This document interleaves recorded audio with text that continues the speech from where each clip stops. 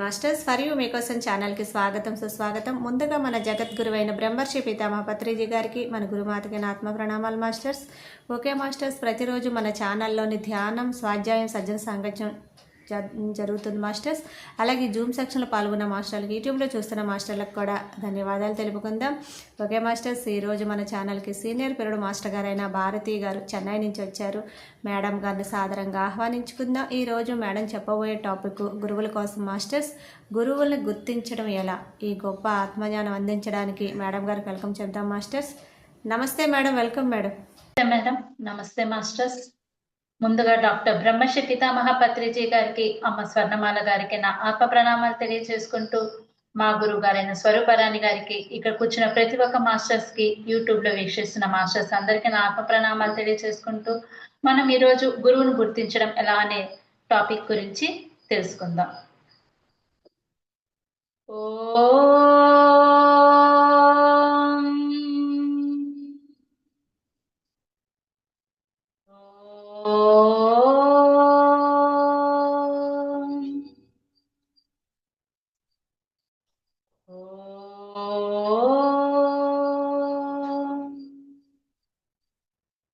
गुरु ब्रह्मा गुरु विष्णु गुरुदेवो महेश्वरः गुरु साक्षात् परब्रह्मा तस्मै श्री गुरवे नमः.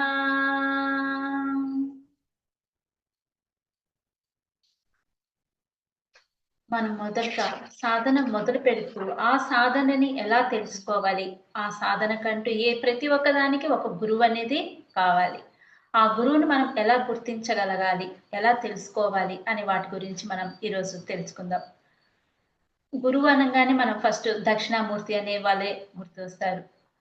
దక్షిణామూర్తి సనానందుల మౌనంతోనే ఆయన జ్ఞానోదయం అయ్యేటట్లు చేసి ఆత్మానందనం కలిగించేటట్లుగా ఉంటారన్నమాట. ఆయన గురువు ఆత్మ జ్ఞానంతో శుద్ధ చైతన్యమైన ఈ పరబ్రహ్మ సాధకుడుగా నిలిచేటట్లు చేయగలుగుతాడు ఈ గురువు. మనల్ని ప్రతి ఒక్కరిని ఆత్మ జ్ఞానాన్ని తెలుసుకోవాలి, మనకు మనం తెలుసుకోవాలి అనేసి చెప్తారు గురువులు.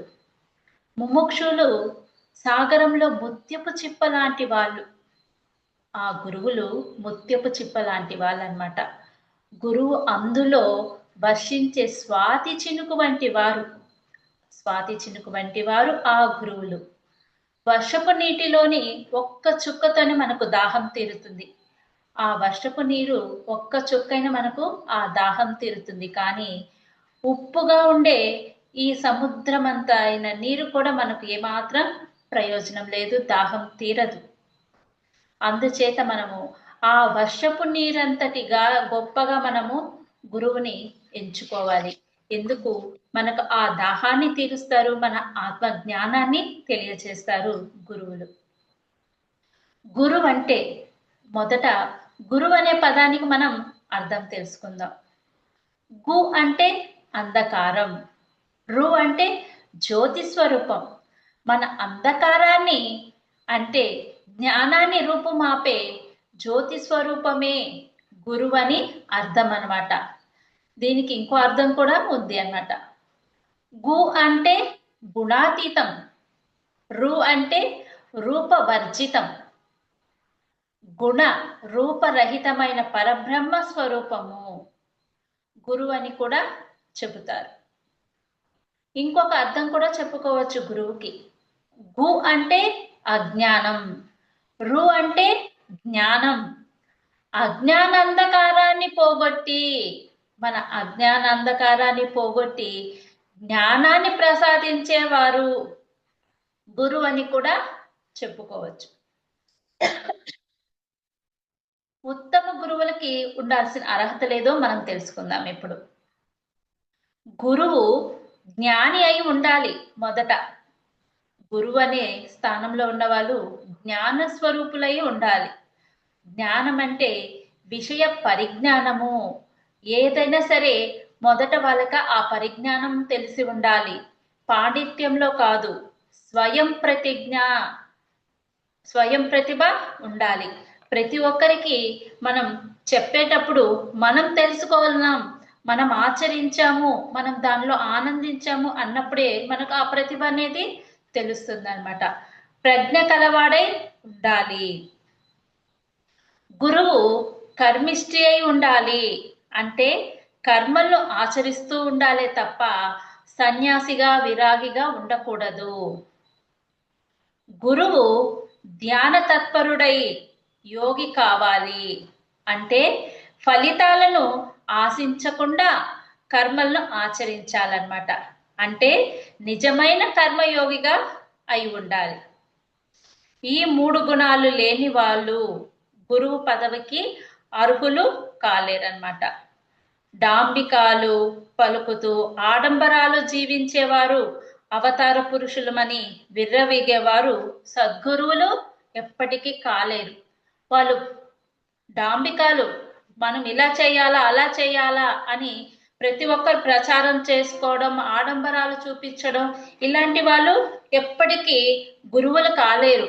పైకి వాళ్ళు మనకి ఆధ్యాత్మికంగా మనం ఎప్పటికీ నిలిచే సత్యం ఏది అంటే ఆత్మ.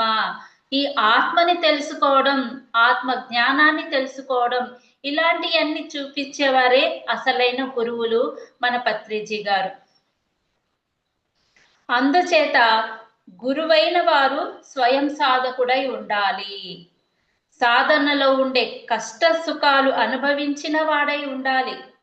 సాధనలో ఎంతో బుద్ధుల వారు కూడా ఎన్నో సాధనలు చేశారు, ఎన్నో కష్టాలు అనుభవించారు, ఎన్నో బాధలు పడ్డారు. ఆయన తెలుసుకున్నారు. బుద్ధుల వారు ఒక్క రోజులోనే 3 జాముల్లోనే ఆయన కలిగిన ఎవరు అనేది తెలుసుకున్నారు. అలాంటి వారే గురువులు, అసలైన గురువులు. బ్రహ్మానుభూతిని రుచి చూసి ఉండాలి. ప్రజ్ఞాశాలి అయి ఉండాలి. అలాంటి గురువు మాత్రమే ఇతరులకు మార్గదర్శి కాగలరు. ఇతరులకు మంచి మార్గాన్ని కూడా చూపగలరన్నమాట. అలాంటి గురువు మహాత్ముడై ఉండాలి, కరుణాహృదయుడై ఉండాలి. ఆయన అంతరంగం కరుణారసప్లావితమై ఉండాలి. అంతరంగంలో కూడా కరుణారసప్లావితమై ఉండాలి. తన శక్తితో శిష్యుల భవబంధాలు త్రెంచిగలగై ఉండాలి. అలాంటి గురువే జ్ఞాననిధి, తత్వనిధి.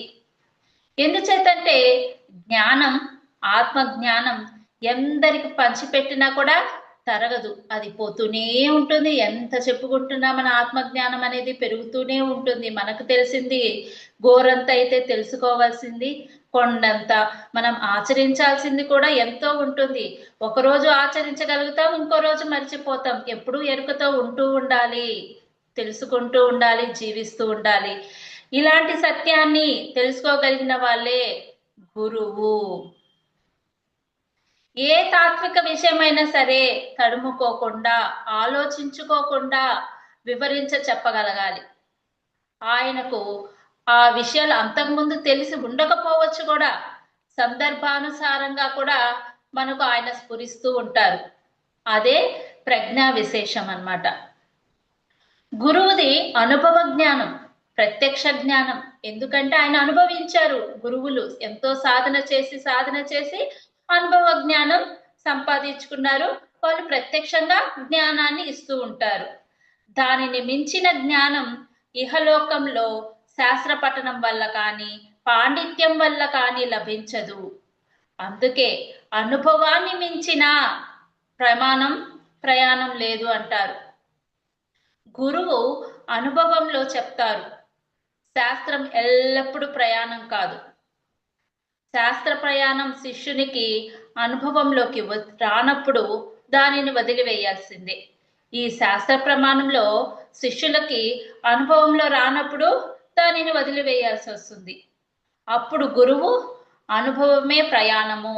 అప్పుడు గురువు చెప్తారు, మన అనుభవమే మన ప్రయాణము. అనుభవ జ్ఞానంతో గురువు బోధించిన విషయాలు గ్రహించాలి మనం. వాళ్ళు చెప్పిన అనుభవాలతోనే మనకు చెప్పుతారు విషయాలన్నీ. దాన్ని మనం గ్రహించగలగాలి. ఉపదేశించిన మార్గంలో మనం నడవాలి. అలా గురువు చూపించిన సాధన వల్ల జన్మ పరంపర నుండి విముక్తి పొందడం సాధ్యమవుతుంది. గురువు చెప్పిన ఆ సూచనల వల్ల, మన సాధన వల్ల మన జన్మ పరంపర నుంచి మనం విముక్తి పొంది సాధ్యమవుతుంది. మనం పుణ్యం కోసం, పురుషార్థం కోసం ఎన్నో సముద్ర స్నానాలు చేస్తాము. అంటే ఈ ధ్యానము ఇదన్నీ తెలియనప్పుడు ప్రతి ఒక్కరము మన కోసం మనమని ఈ ప్రాపంచిక విషయంలో సముద్ర స్నానాలని, నది స్నానాలు చేస్తూ ఉంటాం. గుళ్ళు గోపురాలు తిరుగుతూ దర్శిస్తూ పుష్కరిణి స్నానాలనేసి విగ్రహ దర్శనం చేసుకుంటూ ఉంటాం.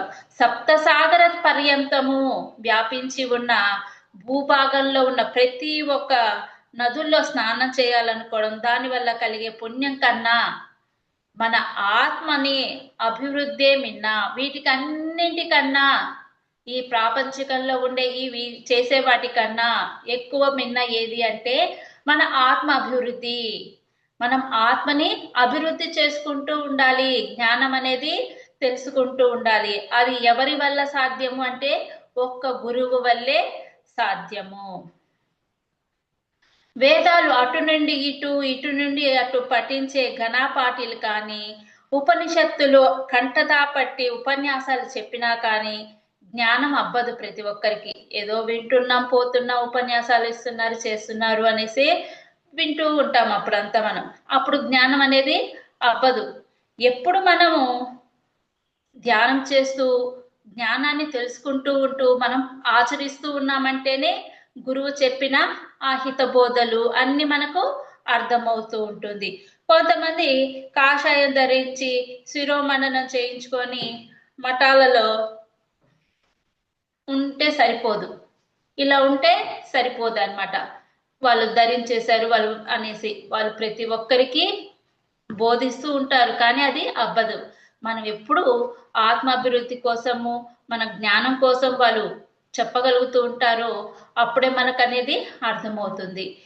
ఈ విషయమే శంకరాచార్యుల వారు కూడా ఏమన్నారంటే, జటిలో ముండలి చింత కేశః కాషాయంబర బహుకృత వేష పశ్యన్యపి చవ పశ్యతి మాడో ఉదర నిమిత్తం బహుకృత వేష.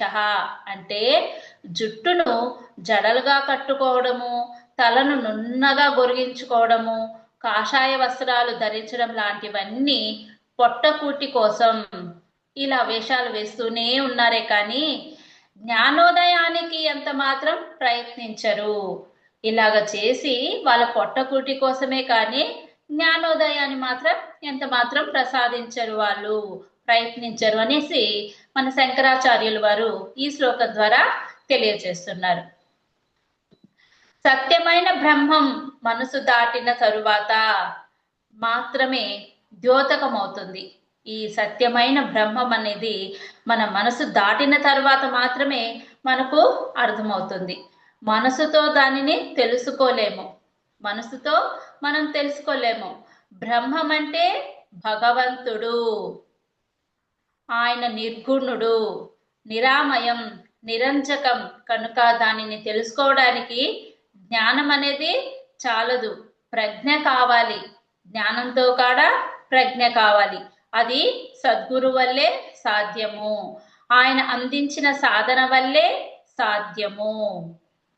అందరూ సూర్యోదయాన్ని చూడనట్లు మూఢుడు గురు రూపాన్ని, గురుతత్వాన్ని అర్థం చేసుకోలేరు. చాలా మంది అజ్ఞానం వల్లనే కాదు, అహంభావం వల్ల కూడా గురువుకి దూరంగా అవుతూ ఉంటారు. ఎప్పటికి మనం గురువు దగ్గర వినయంగా వాళ్ళు చెప్పే సాధన, ఆ జ్ఞానం అందించేటప్పుడే ఆ ఆత్మని అభివృద్ధి పరిచే గురువుల దగ్గర మనం ఆ జ్ఞానాన్ని తెలుసుకోగలుగుతాను అంట. కొంతమంది అహంభావంతో, అహంకారంతో గురువుకి దూరంగా కూడా ఉంటారు. సాధకుడు రూప ధ్యానం వదిలి అరూప స్థితికి చేరి నిర్గుణోపాసన చేసి రూపాతీతమైన పరబ్రహ్మ తత్వం గ్రహించాలంటే గురువు ఎంతగానో సహకరిస్తాడు. అందుకే సద్గురువుని ఆశ్రయించాలి అన్నారు.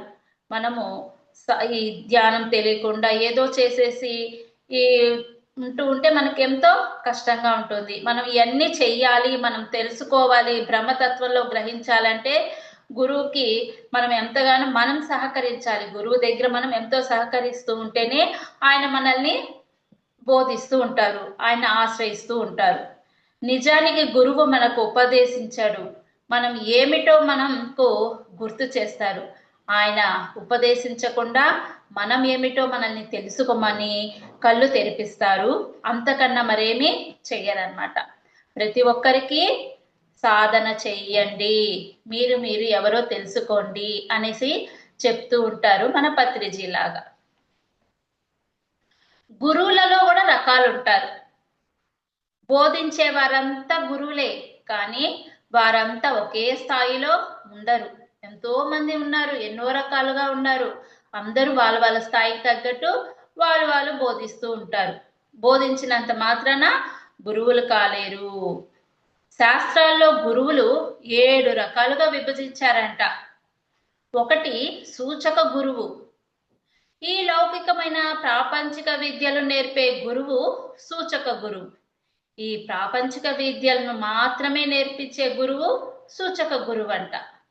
రెండోది వాచక గురువు. వర్ణాశ్రమ విషయాలకు సంబంధించిన విద్యను, ధర్మాదులను విద్యను బోధించే గురువు వాచక గురువు. ఇక మూడోది కుల గురువు. పంచాక్షరి మొదలైన మంత్రాలను ఉపదేశించి గురువును కుల గురువు అంటారంట. ఈ పంచాక్షరి మంత్రాలను ఉపదేశించే గురువుని కుల గురువు అంటారంట. వీరు మత సాంప్రదాయాలు కూడా బోధిస్తారు కాబట్టి కుల గురువు అంటారంట. నాలుగవది నిషిద్ధ గురువు.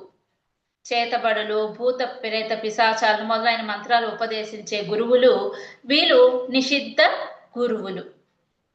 ఐదవది విహిత గురువులు. సంసారం అనినిత్యమని చెప్పి దానికి వైరాగ్య మార్గాన్ని బోధించే వారిని విహిత గురువు అంటారు. వీళ్ళంతా సంసారము అనిత్యము, మనము దీనికి వైరాగ్యంగా ఉండాలి, దీన్ని బోధించేసి వీళ్ళంతా విహిత గురువులంట. ఆరవది కారణ గురువు.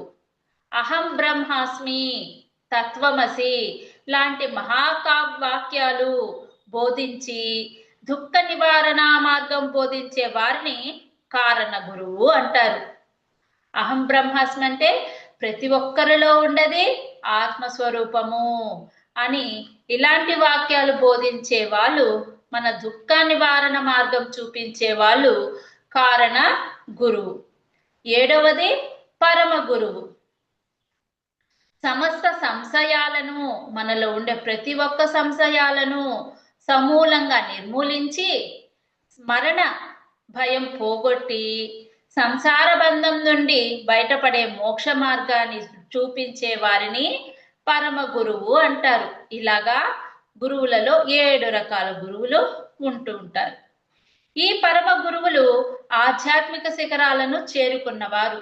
ఈ పరమ గురువులు వచ్చి 7 గురువుల్లోనే 7వది పరమ గురువు. వీళ్ళు వచ్చి ఆధ్యాత్మిక శిఖరంలోనే చేరుకున్నవారు అంతటి పరమ గురువులు. వీరు ఎంతటి మహాజ్ఞానులైనా, ఎంతటి మహాయోగులైనా లోకంలో అతి సామాన్యంగా జీవిస్తూ ఉంటారు. నాకేమి తెలియదయ్యా అనేసి అంటారు. మన పత్రిజీ గారు కూడా అవునాని చెప్పే ప్రతి ఒక్కరి అనుభవాన్ని వింటూ ఉంటారు ఎంతో చక్కగా. ఆయన నాకేం తెలియదు అనేసే ఉంటూ ఉంటారు.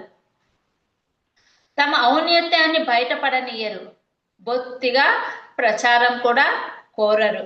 ఎంతసేపు వాళ్ళు లోక కళ్యాణం కోసం పాటుపడుతూ ఉంటారు.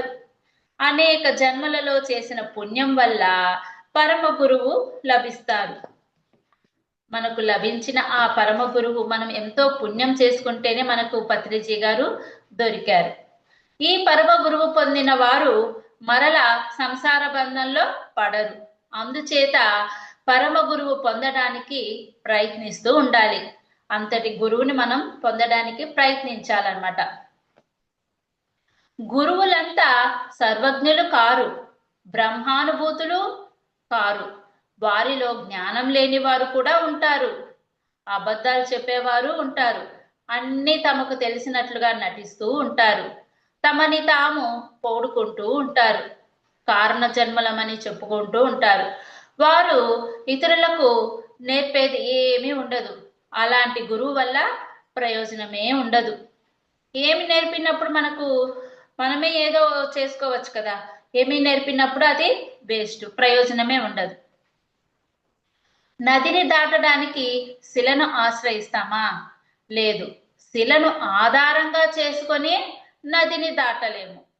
అలాగే అనుభవం లేని గురువుని నమ్మి ప్రయోజనమూ లేదు. తాను తరించిన వాడు ఇతరులకు తరించే మార్గం ఎలా బోధించగలడు అనేసి ఉన్న వాళ్ళే. అందుచేత అయోగ్యులు, అహంభావి అయిన గురువుల్ని వదిలిపెట్టడమే మంచిది. వేషాలు వేసి కాషాయాలు ధరించి తాము పరిశుద్ధులమైనట్లు నటిస్తూ ఉంటారు కొంతమంది. అలాంటి వారిని ఆడంబర గురువులు అంటారు. అలాంటి వారి శిష్యరికం కూడా ప్రమాదకరంగా ఉంటుంది. తమకు సాష్టాంగ నమస్కారం చేయకపోతే ఆగ్రహించే గురువులు కూడా ఉంటారు కొంతమంది. వారికి మేకపోతు గాంభీర్యం, వాళ్ళకి సాష్టాంగ నమస్కారం చెయ్యని వాళ్ళకి ఆ గురువులకు వచ్చి మేకపోతు గాంభీర్యంలో ఉంటారు వాళ్ళు. అలాంటి వారి వల్ల శిష్యులకు కూడా ఆధ్యాత్మిక అభివృద్ధి కలగకపోగా కష్ట నష్టాలు ఎదుర్కొంటా ఉంటారు. అందుచేత గురువుని ఎన్నిక చేసుకునే ముందు శిష్యుడు జాగ్రత్త పడాలి. ఫస్ట్ నీకు నాకు శిష్యుడు కమ్మని ఉత్తమ గురువులు అర్థించరు. నువ్వు నాకు శిష్యుడు కా అనేసి ఎప్పటికీ గురువులు అర్థించరు. సాధకుడే గురువుని ఎన్నుకోవాలి. మన సాధకులే ఆ గురువుని అనేది ఎన్నుకోవాలంట. సద్గురువు ఉపనిషత్తులలో జ్ఞానం తెలియచేస్తాడు. ఈ ఉపనిషత్తులో ఉండే జ్ఞానాన్నంతా తెలియచేస్తారు సద్గురువులు. ధ్యాన సాధన ద్వారా జ్ఞానం అనుభవంలోకి వచ్చేటట్లు చేస్తారు. గురు కృప అంటే ఏమిటో ఇప్పుడు తెలుసుకుందాం. సద్గురువు శిష్యుని స్వీకరించిన తరువాత శిష్యుని జ్ఞానవంతుని చెయ్యటానికి అనేక రకాలుగా ప్రయత్నిస్తాడు. అలాగే శిష్యుని తనంతటి వాణిగా చెయ్యటానికి ప్రయత్నిస్తాడు. గురువులు ఆయనంతటి కావాలి శిష్యుడు అనేసి ప్రయత్నిస్తూ ఉంటారు. ఆ రకంగా చేయటానికి 4 రకాల దీక్ష ద్వారా ప్రయత్నిస్తారంట గురువులు. అవి ఏమంటే, ఒకటి దృక్ దీక్ష, రెండవది స్పర్శ దీక్ష, మూడవది వాక్ దీక్ష, నాలుగవది మనోదీక్ష. ఇప్పుడు దృక్ దీక్ష గురించి తెలుసుకుందాం. దీనిని మీన న్యాయం అంటారు. చేప గుడ్లను పెట్టి వెనుకకు తిరిగి వాటిని తీక్షణంగా చూస్తుంది. చేప వచ్చి గుడ్లు పెట్టేసి వెనుకకు తిరిగి తీక్షణంగా చూసినందువల్ల ఆ తల్లి దృష్టి ఆ సోకగానే ఆ గుడ్లకి పిల్లలుగా మారిపోతుందంట. అది దృక్ దీక్ష. మన దృష్టి వల్ల ఆ గుడ్లు ఇదైంది కదా, అట్లాగా మనము ఆ దృక్ దీక్ష వల్ల మనము అంత జ్ఞానాన్ని తెలుసుకుంటూ ఉండాలి. అలాగే సద్గురు దేవుని కరుణామృత వీక్షణములు అంటే చూపులు, ఆయన చూపులు ప్రసరించడం వల్ల శిష్యుడు జ్ఞాన పరిపుష్టుడు పొందుతాడు. ఆయన చూపులతోనే మనల్ని జ్ఞాన పరిపుష్టులను చేయగలుగుతారంట. అప్పటి నుంచి అజ్ఞాన జీవితము వీడి జ్ఞాన జీవి అయి ఆత్మను దర్శిస్తారు. ఆ గురువుల చూపు వల్ల శిష్యులు ఎంతటి జ్ఞానాన్ని అనేది తెలుసుకుంటాము అనేది తెలియచేస్తుంది దృక్ దీక్ష. రెండవది స్పర్శ దీక్ష. దీనినే విహంగ న్యాయం అంటారు. పక్షి గుడ్లను పెట్టేసి పొదిగి తన రెక్కల స్పర్శ చేతనే గుడ్డను పిల్లలుగా చేయగలుగుతుందంట. ఆ రెక్కల స్పర్శ చేతనే గుడ్లు పిల్లలుగా మారిపోతాయంట. పొదిగిన తన రెక్కల స్పర్శ చేతనే పిల్లలుగా మారిపోతాయి. అలాగే మన సద్గురువు తన దివ్య వరదాభయ హస్తంతో, ఆయన సద్గురువు యొక్క అభయ హస్తంతోనే స్పర్శ ద్వారానే శిష్యునికి ఆత్మజ్ఞానాన్ని అందిస్తారు. మూడవది వాక్ దీక్ష. దీనినే భ్రమర కీటక న్యాయమని అంటారు. భ్రమరము ఒక కీటకాన్ని తెచ్చి గూటిలో పెట్టి ద్వారం దగ్గర నిలుచుకుంటుందంట. అక్కడ దాన్ని చూస్తూ కీటకం భ్రమరంగా మారుతుందంట. మకరందం స్వీకరిస్తుంది. అలాగే సద్గురు తన మధురమైన వాక్కులతో ఆయన మృదు మధురమైన వాక్కులతో బోధన చేస్తూ శిష్యుని తన వలె తయారు చేస్తారంట వాగ్దీక్ష వల్ల. ఇంకోటి మనోదీక్ష. దీనికి తాబేలు తలుపు అంటారు. తాబేలు ఒక చోట గుడ్లు పెట్టి ఆహారానికి వెళ్తుంది. మేఘాలు ఉరుములు శబ్దం వినగానే తాబేలు ఫలానా చోట నేను గుడ్లు పెట్టాను, ఈ ఉరుము శబ్దానికి ఆ గుడ్లు పిల్లలు కావాలని సంకల్పిస్తుందంట తాబేలు. చూసారా, ఉరుములు మేఘాలు శబ్దానికే అది విని తను అక్కడ పెట్టిన గుడ్లు తన సంకల్ప బలంతోనే అవి పిల్లలుగా మారాలని చెప్పుకుంటుందంట. ఆ సంకల్ప బలంతో ఆ గుడ్లు కూడా పిల్లలుగా తయారైపోతుంది. అలాగే శిష్యుడు ఎక్కడ ఉన్నా గురువు చెప్పిన విద్యను శ్రద్ధగా ఆచరిస్తూ ఉంటాడు. చాలా దీక్షగా ఆచరిస్తూ ఉంటాడు. అతడు పరబ్రహ్మ జ్ఞానం పొందటానికి అర్హుడు అవుతాడు. మనం ఎక్కడ ఉన్నా సరే గురువు చెప్పిన విద్యను మనం శ్రద్ధగా ఆచరిస్తూ దీక్షగా ఆచరిస్తూ ఉన్నాము అంటే మనము ఆ జ్ఞానం పొందటానికి అర్హులుగా ఉంటాము. అలాంటి శిష్యుడు త్వరగా పరమార్థాన్ని పొందగలడు అని గురువు సంకల్పిస్తారు. ఆ దివ్య సంకల్ప బలంతో శిష్యుడు అభివృద్ధి పొంది పరమార్థం పొందుతాడు. మనము ఆ అభివృద్ధి అయ్యి పరమార్థాన్ని కూడా మనం చేరుకోగలుగుతాం అన్నమాట. సూర్యకిరణాలు సోకగానే పద్మాలు వికసించినట్లు గురుదేవుని కరుణ సోకగానే వేదాలు ఉపనిషత్తులు జ్ఞాన విషయాలు సుధలు శిష్యునికి అందుతాయి. ఆ గురుదేవుని కరుణ సోకగానే, ఆయన కరుణ మన మీద పడగానే ఇవన్నీ మనకు అందుతాయి. అందుచేత శిష్యుడు సద్గురువును ఆశ్రయించాలి, ఆయన కృప పొందటానికి ప్రయత్నించాలి, జీవితాన్ని ధన్యం చేసుకోవాలి. గురువు గురించి మనం ఇంకొంచెం తెలుసుకుందాం. జ్ఞానం అంటే లేని వస్తువు తెలుసుకోవడం కాదు, ఉన్నదానిని తెలుసుకోవడం. ఉన్నదానిని ఎందుకు తెలుసుకోవాలి? ఉన్నట్లు తెలియదు కనుక, ఉన్నట్లు మనకు తెలియదు కనుక, ఉన్నదానిని మరిచావు కనుక. ఏమి ఉందో దానిని మనమందరం మరిచాము.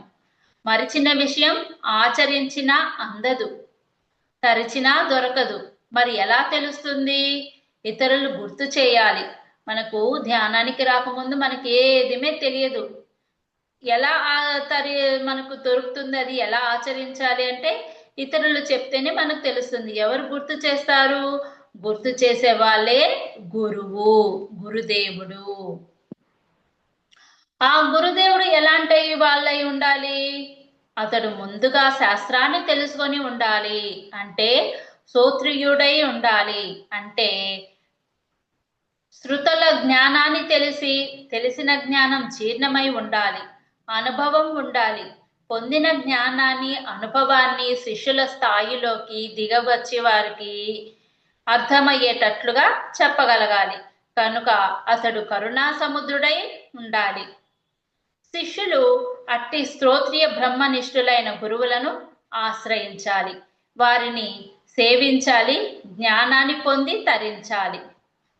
గురువు యొక్క బోధతో తాము అన్వేషించిన వస్తువు తనకన్నా వేరుగా లేదని, తానే ఆ సత్య వస్తువైన ఆత్మని తెలుసుకుంటాడు.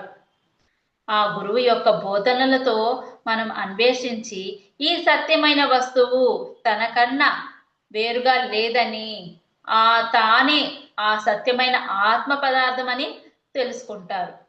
ఆ ఆత్మానుభూతితో శిష్యుని నిలిపే గురువు సాక్షాత్తు భగవానుడే అవుతాడు. అట్టి గురువు యొక్క రుణం తీరేది కాదు, తీర్చేది కాదు. ఎప్పటికి మనం ఆ గురువు యొక్క కరుణ రుణము ఎప్పటికి మనం తీర్చలేము. శిష్యుడు తనలోని అజ్ఞానమును గురుదేవుడు ప్రసాదించే జ్ఞానాగ్నిలో సమధిలలుగా దగ్ధం కావాలనేదే శిష్యుని భావన. తనలోని మన శిష్యులోని అజ్ఞానాన్ని ఆ గురుదేవుడు ప్రసాదించే జ్ఞానాగ్నిలో దగ్ధమైపోవాలి అనేదే మనం ప్రతి ఒక్కరి శిష్యుల భావన. ఈనాడు గురు శిష్య సాంప్రదాయం మరుగున పడిపోయింది. ఈనాటి శిష్యుల సమిధలు అంటే వైరాగ్యాన్ని బదులు చాడీలు చేత పట్టుకొని వస్తుంటారు. గురుదేవునిలో జ్ఞానాగ్ని దర్శించడం ఎలా ఉన్నా ఆయనలోని శోకాగ్ని నింపుతూ ఉంటారు కొంతమంది. గురువు ఎలా ఉండాలో కూడా శాసిస్తూ ఉంటారు. వచ్చిన విషయాన్ని మరిచి పనికిరాని విషయాల గురించి చర్చించుకుంటూ ఉంటారు కొంతమంది. ఈ గురువు సమీపించే శిష్యుడు వైరాగ్యాన్ని గురు భక్తిని వెంటబెట్టుకొని రావాలి. ఈ శిష్యులు గురువును సమీపించే ముందు మన వైరాగ్యాన్ని గురు భక్తిని వెంటబెట్టుకొని రావాలంట. గురు వచనంలో పూర్ణ విశ్వాసం ఉండాలి. ఆ గురు వచనంలో మనకు పూర్ణంగా విశ్వాసం ఉండాలి. ఆలకించిన దానిని ఆచరించాలి. ఆత్మతో అనుసంధానం కావాలి మనం. అలా తనను సమీపించిన శిష్యునికి గురువు ఏమి బోధిస్తారు అన్నది తెలియాలంటే గురు మహారాజ్ గారు బోధించింది తెలుసుకుందాం. నేను ప్రసాదించే ఆత్మ జ్ఞానం స్వీకరించండి. జ్ఞానం మీద నమ్మకం విశ్వాసం ఉంచి ప్రతినిత్యం 1 గంట సాధన చేస్తూ మీ జీవితాన్ని కొనసాగిస్తూ ఉంటే మీరు మలభాండంగా భావిస్తున్న ఈ శరీరాన్ని పవిత్ర దేవాలయంగా చేస్తుంది అని అన్నారు శ్రీ గురు మహారాజ్ గారు. జిజ్ఞాసులు ఉన్నదాన్ని నిందించుకుంటూ బాధపడటం కాదు.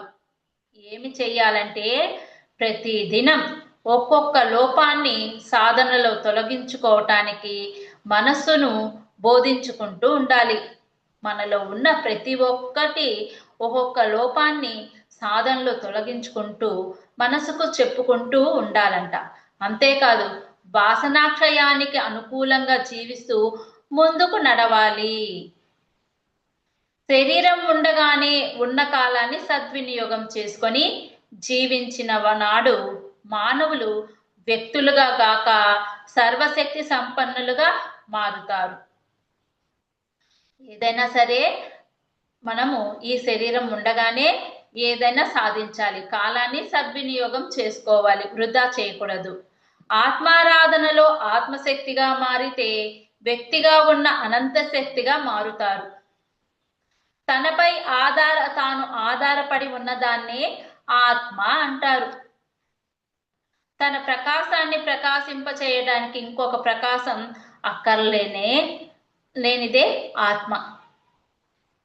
ఆ ఆత్మే వస్తు ప్రపంచాన్ని తెలుసుకోవటానికి జ్ఞానశక్తిని ఇస్తుంది. ఈ ఆత్మే ఈ ప్రపంచంలో తెలుసుకోవటానికి జ్ఞానశక్తిని ఇస్తుంది. అది ఎల్లవేళలా మానవునిలో ప్రాప్తమై ఉంది. ఆ ప్రాప్తమై ఉన్నదాన్ని తెలుసుకోవటానికి బదులు మానవుడు దేహమనే ఈ సంసారంలో చుట్టూ ఉన్న వస్తువులన్నింటినీ మనసు లోపల ముద్రల రూపంతో ఏర్పాటు చేసుకొని అంధకారాన్ని తయారు చేసుకుంటున్నాడు. మానవుడు ఆ సమూహాలన్నింటిని తొలగించుకుంటూ వెళ్ళాలి. ఈ ప్రాపంచకంలో ఉన్న ఈ వస్తువుల గురించి కోరికల గురించి లోపల వేసుకుంటూ ఉన్నాడు. ఈ అంధకారాన్ని తయారు చేసుకుంటున్నాడు. వీటిలన్నిటిని తొలగించుకుంటూ వెళ్ళాలి. ప్రతి ఒక్కటి వదులుకుంటూ వెళ్తూ ఉండాలి. శరీరం కూడా ఒక వస్తువే. మానవుడు వాటన్నిటినీ గురుతంత్రం ద్వారా ఒక్కొక్కటి తొలగించుకుంటూ శుద్ధ చైతన్య స్థితికి చేరవలసి వస్తుంది అని గురు మహారాజు గారు బోధించడం జరిగిందంట. మానవులు రకరకాల జీవన విధానాన్ని అనుసరిస్తూ ఉంటారు, ఎంచుకుంటూ ఉంటారు కూడా. వాటినే ఆశ్రమాలు అంటారు. పూర్వపు పెద్దలు వాటిని 4 రకాలుగా విభజించారంట. బ్రహ్మచర్య ఆశ్రమం, వేదాధ్యయనానికి స్వీకరించిన ఆశ్రమమే బ్రహ్మచర్య ఆశ్రమం. రెండోది గృహస్థాశ్రమం, 10 మందికి పంచి తాను అనుభవించే ఆశ్రమమే గృహస్థాశ్రమం అంట. మూడవది వానప్రస్థాశ్రమం, గృహస్థాశ్రమంలో విసుగు చెంది స్వీకరించే ఆశ్రమమే వానప్రస్థాశ్రమం. నాలుగవది సన్యాసాశ్రమం, వైరాగ్యంతో స్వీకరించే ఆశ్రమమే సన్యాసాశ్రమం. ఇలాగా 4 రకాల ఆశ్రమాలు ఉన్నాయి. గురువులు కూడా కొన్ని రకాలుగా ఉంటూ ఉంటారు. ప్రపంచం నుంచి తయారైన మనసు ప్రపంచంలోనివే కోరుకుంటుంది. ఈ ప్రపంచంలో తయారైన మనసు ప్రపంచంలోనివే కోరుకుంటుంది. భగవంతుని గురించి తెలుసుకోవాలనే ప్రయత్నం చెయ్యరు. భగవంతుని కూడా ప్రపంచంలో వాటి గురించే ఆరాధిస్తూ ఉంటారు. నాకు ఈ కోరిక కావాలి, ఇది తీరాలి, అది అని మనం గుడికి వెళ్ళినా సరే ఇది కావాలి అది కావాలని కోరుకుంటూ ఉంటారు ఆ భగవంతుణ్ణి కూడా. కానీ మనసు ప్రభావం తగ్గే కొద్దీ ప్రపంచం కంటే భగవంతుని గురించి, భగవంతుని సృష్టిలోని లోకాల గురించి తెలుసుకోవాలనే తపన పెరుగుతూ ఉంటుంది. ఈ మనసు ప్రభావం తగ్గుతూ ఉందంటే అప్పుడు ప్రపంచం కంటే ఈ భగవంతుని గురించే, భగవంతుని సృష్టించిన రకాలు లోకాల గురించి తెలుసుకోవాలనే తపన మనలో పెరుగుతుంది. అది బాగా ధ్యానం చేసిన వారికి కానీ, గత జన్మలో ఈ స్థాయి ఎదిగిన వారికి మాత్రమే ఆ ఆసక్తి అనేది ఉంటుందంట. గమనిస్తే ప్రతి ఒక్కరు గురువును ఆశ్రయిస్తారు, కానీ ఎవరికి నచ్చిన గురువును వారు ఆశ్రయిస్తూ ఉంటారు. కారణం, వారు ఏ స్థితిలో ఉంటే అలాంటి గురువునే వారికి నచ్చుతారు. లోకంలో ఉండటానికి చాలా మంది గురువులు, చాలా రకాల గురువులు ఉంటారు. కానీ ఈ గురువులను మనం 2 రకాలుగా విభజించవచ్చు. వీరినే ప్రాపంచిక గురువులు అంటారు, ఆధ్యాత్మిక గురువులు అని అనవచ్చు. ప్రాపంచిక గురువులు ప్రాపంచికమైన విషయాలు, వాటి లాభాల గురించే బోధిస్తూ ఉంటారు. ఆధ్యాత్మిక గురువులు ఆధ్యాత్మిక విషయాల గురించి, వాటి లాభాల గురించి బోధిస్తూ ఉంటారు. కానీ ప్రాపంచిక లాభాలు మాత్రం తాత్కాలికమైనవి. ఆధ్యాత్మిక లాభాలు శాశ్వతం, కనపడనివి. కనపడే ఈ ప్రపంచాన్ని ఇహము అంటారు, కనపడని లోకాలను పరము అంటాము. మొదటి రకం గురువులు చూసామంటే మానవుల యొక్క కోరికలు నెరవేరడం కోసం, దైవాన్ని ఆశ్రయించమనడం కోసం చెబుతూ ఉంటారు. దైవం యొక్క గొప్పతనాన్ని అనేక రకాలుగా వర్ణిస్తూ ఉంటారు. కానీ రెండో రకం గురువులు దైవం ఎవరో తెలియచేసి ఆ దైవాన్ని ధ్యానం ద్వారా ఆశ్రయించమని చెబుతారు. శాశ్వత ముక్తిని పొందమని కూడా చెబుతూ ఉంటారు గురువులు. గమనించామంటే అలా లోకంలో 2 రకాల గురువులు మనకు కనిపిస్తూ ఉంటారు. అలాగే 2 రకాల బోధలు కూడా మనకు కనిపిస్తూ ఉంటాయి. కానీ ఇది లోక సహజం. ఎన్ని యుగాలు మారినా, ఎన్ని రకాలు మారినా కూడా మనం ఇలా వింటూనే ఉంటాం 2 రకాలుగా. అందుచేత మనం ఏ స్థాయిలో ఉన్నామో తెలుసుకోవాలంటే ఈ 2 రకాల బోధల్లో మనకి ఏది నచ్చుతుంది, ఏది అర్థమవుతుంది, దేని మీద మనము ఆసక్తి కలుగుతుంది అనేది, ఎవరి బోధలు మనం ప్రభావితం చేస్తున్నాయి అన్న దాని మీద ఆధారపడి ఉంటుంది. మనం ఎలా ఉన్నాము, ఎలా తెలియచేస్తున్నాము, ఏది నచ్చింది అనేది మన దాని మీదే ఆధారపడి ఉంటుంది. అందుచేత వీరి గురించి మరింత వివరంగా కొన్ని విషయాలు తెలుసుకోవాలంటే, మొదటి రకం గురువులు వచ్చి భుక్తి కోసం చూసే, అంటే కోరికలు తీర్చుకోవడం కోసం భోగించే చూసే వరకే బోధించే గురువులు వాళ్ళు. రెండో రకం గురువులు ముక్తి కోసం, అంటే దుఃఖంలో నుంచి బయటపడాలంటే యోగాన్ని అనుసరించాలని చూసే వారికి బోధించే గురువులు. వీళ్ళంతా మొదటి రకం ప్రాపంచికమైన వాటి గురించే చెబుతూ ఉంటారు. రెండో రకం వాళ్ళు ఆధ్యాత్మిక గురించి చెబుతూ ఉంటారు. శిష్యులు అంటే 2 రకాలు కూడా శిష్యులు ఉంటారు.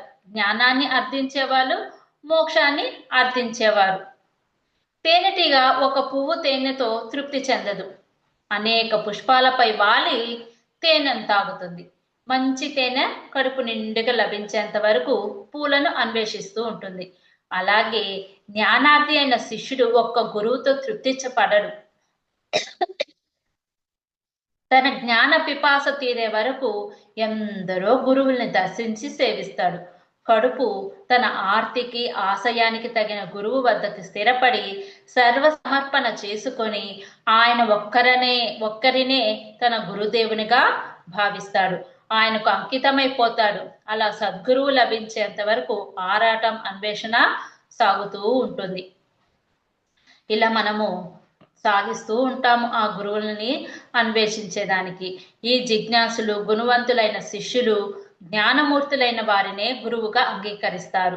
కనిపించిన వారికెల్లా నమస్కారం చేయరు. గురువుల భాషలను బట్టిగాక ఆత్మ సంస్కారాన్ని ప్రజ్ఞను అంచనా వేయగల శక్తి జిజ్ఞాసపరులైన గుణ సంపన్నులైన శిష్యులకు ఉంటుంది. ఆ శిష్యులకు కూడా ఉంటుంది అన్నమాట. ఈ గురువు కూడా అంటే గురువు లఘువు. గురువు అంటేనే బరువైన వాడు అని అర్థం అన్నమాట. అంటే జ్ఞానంతో అనుభవంతో బరువు అయిన వాడు. గురువు అనే పదానికి విపరీత పదమే లఘువు. లఘువు అంటే తేలికగా ఉన్నవాడు అని అర్థం. అంటే జ్ఞానం అనుభవం లేకుండా తేలికగా ఉన్నవాడిని గురువు. శిష్యుడు అనే పదాలలో నేర్పించేవాడు, నేర్పించబడేవాడు అని అర్థం. సామాన్యంగా నేర్పిస్తుంది. అయితే గురువు అంటే నేర్పించేవాడు కాదు. శిష్యుడు అంటే నేర్పించబడేవాడు కాదు. నిజానికి ఎవరు ఏది నేర్పించలేరు. మనకు మనం సాధన చేసుకుంటూ మనం మార్గాన్ని చూపుతూ ఉంటారు గురువులు. నేర్పరితనం చూసి నేర్చుకోగలరు. లఘువులు తగిన సాధనా కార్యక్రమం ద్వారా గురువులు అవుతారు. కనుక గురువు అంటే బోధకుడు కాదు అని ఖచ్చితంగా తెలుసుకోవాలి. గురువు అంటే సాధన ద్వారా సిద్ధుడు అయిన వాడు అని అర్థం. ఇది బోధింపబడినప్పుడు గురువు అనే వ్యక్తి వెంటబడడం ఉండడం, సాధన అనే కార్యక్రమం వెంటపడడం మొదలవుతుంది. ఈ సాధన ద్వారానే మనము తెలుసుకోగలుగుతాము అన్నమాట. అది ఎలా తెలుసుకుంటాము?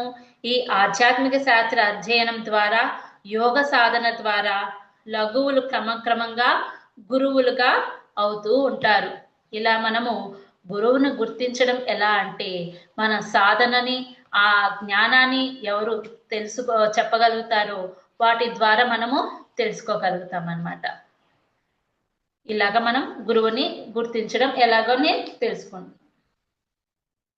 Thank you madam. ఈ అవకాశాన్ని ఇచ్చిన పర్యూ ఛానల్కి అందరికీ టీమ్ వారికి నా ఆత్మ ప్రణామాలు తెలియజేసుకుంటే thank you so much. Thank you madam. Thank you so much madam. For you మీకోసం మన ఛానల్కి వచ్చి ఎంతో గొప్ప ఆత్మజ్ఞానం అందించిన మాస్టర్లందరికీ, భారతి గారికి, గాయత్రి గారికి, మంజు మేడం గారికి ధన్యవాదాలు తెలుపుకుందాం మాస్టర్స్. అలాగే ప్రతినిత్యం ఎరుకతోటి ధ్యానం, స్వాధ్యాయం, సజ్జన సాంగత్యం చేద్దాం మాస్టర్స్. అందరి చేత చేయిద్దాం మాస్టర్స్. వైజాగ్కి మెగా పిరమిడ్ రావాలని పరమ గురువుల కోరిక, పత్రి గారి కోరిక, పత్రి మేడం కోరిక. మనం అందరం సంకల్ప జ్ఞానం చేసి వైజాగ్కి మెగా పిరమిడ్ వచ్చేలా చేద్దాం masters. Thank you masters. Thank you.